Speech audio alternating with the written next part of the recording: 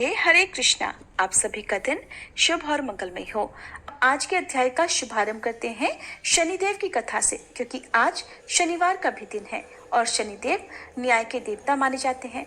शनिदेव की जिस पर कृपा दृष्टि होती है उनके तो वारे न्यारे हो जाते हैं। और अगर आप भी शनिदेव की कृपा के भागी बनना चाहते हैं तो भक्ति भाव से इस कथा को जरूर सुनिएगा। एक बार की बात है कि सभी नवग्रहों में, जिनमें सूर्य, चंद्र, मंगल, बुध, बृहस्पति, शुक्र, शनि, राहु और केतु में विवाद छिड़ गया कि इन सब में बड़ा कौन है।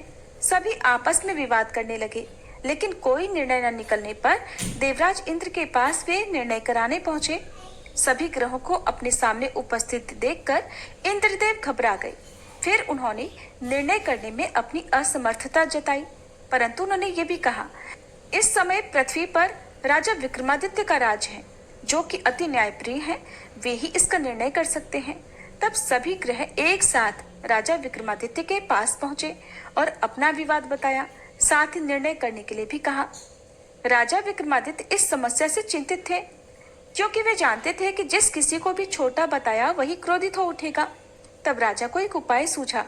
उन्होंने स्वर्ण, रजत, कांस्य, पीतल, शीशा, रांगा, जस्ता, अभ्रक और लोहे से 9 सिंहासन बनवाए और उन्हें इसी क्रम से रख दिया। फिर उन सबसे निवेदन किया कि आप सभी अपने अपने सिंहासन पर स्थान ग्रहण करें। जो भी अंतिम सिंहासन पर बैठेगा वही सबसे छोटा होगा।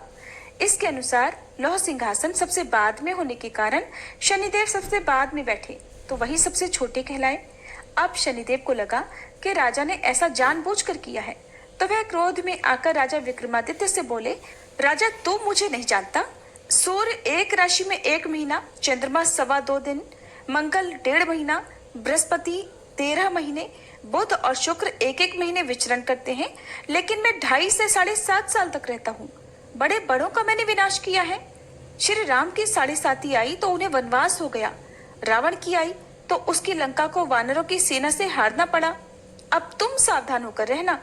ऐसा कहकर कुपित हुए शनिदेव जी वहां से चले गए और तब अन्य ग्रह भी खुशी खुशी चले गए। कुछ समय बाद राजा की 7.5 आई। तब शनिदेव घोड़ों के सौदागर बनकर वहां आए। उनके पास कई सारे बढ़िया घोड़े थे। राजा ने यह समाचार सुनकर अपने अश्वपाल को अच्छे घोड़े खरीदने की आज्ञा दी। उसने कई अच्छे घोड़े खरीदे और एक सर्वोत्तम घोड़े को राजा की सवारी करने दे दिया। अब जैसे ही राजा उस घोड़े पर सवार हुए, वह घोड़ा सरपट वन की ओर भागा और घने जंगल में पहुंचकर वह अंतर्ध्यान हो गया। अब राजा भूख प्यास से भटकते रहे। तब एक ग्वाले ने उन्हें पानी पिलाया। राजा ने प्रसन्न होकर उसे अपनी अंगूठी दी और वह अंगूठी देकर राजा अपने नगर को चल पड़े। वहां उन्होंने अपना नाम उज्जैन निवासी वीका बताया और वहां उन्होंने एक सेठ की दुकान में रुककर जलपान किया। कुछ देर रुककर आराम भी किया। भाग्यवश उस सेठ की उस दिन खूब बिक्री हुई। अब सेठ रूप बदले हुए राजा विक्रमादित्य को अपने साथ अपने घर ले गया। वहां पर राजा ने खूंटी पर देखा कि एक हार टंगा हुआ है, जिसे खूंटी निकल रही है। देखते ही देखते थोड़ी देर में पूरा हार गायब हो गया। तब सेठ ने वापस आने पर देखा कि हार तो गायब है। सेठ ने समझा कि वीका ने ही उसे चुराया है। फिर तो सेठ ने कोतवाल के पास उन्हें पकड़वा दिया। अब उस नगर के राजा ने भी राजा विक्रमादित्य को चोर समझकर उनके हाथ पैर कटवा दिए और नगर के बाहर फेंकवा दिया। वहां से एक तेली निकल रहा था, जिसे दया आई और उसने वीका को अपनी गाड़ी में बिठाया। वह अपनी जीभ से बैलों को हाँकने लगा। उस समय तक राजा की शनि दशा समाप्त हो गई। वर्षा ऋतु आने पर राजा मल्हार गाने लगे। राजा जिस नगर में थे, वहां की राजकुमारी मनभावनी को उनका गाना इतना पसंद आया कि उसने मन ही मन प्रण कर लिया कि वह उस राग गाने वाले से ही विवाह करेगी। राजकुमारी ने दासी को राग गाने वाले को ढूंढने भेजा। तब दासी ने बताया कि वह तो एक चौरंगिया अर्थात अपाहिज है, परंतु राजकुमारी नहीं मानी।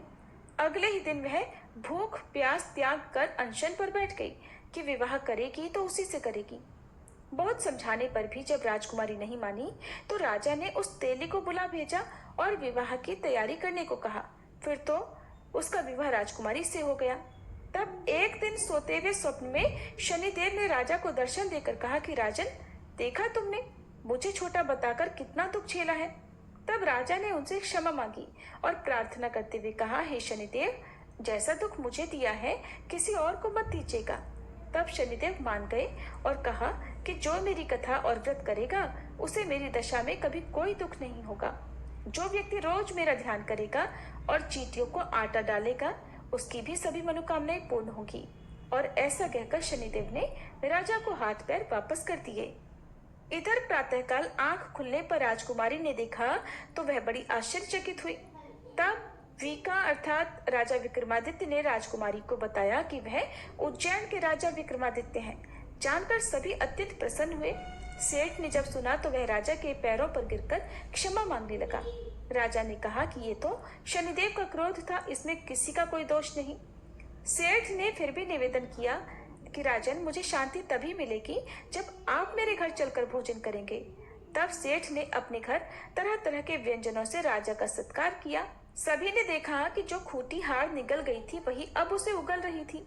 सेठ ने अनेक मोहरे देकर राजा का धन्यवाद किया। इसके बाद राजा रानी को लेकर अपने राज्य वापस लौट आए, जहां पर उनका खूब धूमधाम से स्वागत किया गया। राजा विक्रमादित्य ने कहा कि उन्होंने शनिदेव को छोटा बताया था, लेकिन वे तो सर्वश्रेष्ठ है। तब से राजा विक्रमादित्य के राज्य में शनिदेव की पूजा और कथा रोज होने लगी। प्रेम से बोले शनिदेव महाराज की जय। ये थी शनिदेव की कथा। और अब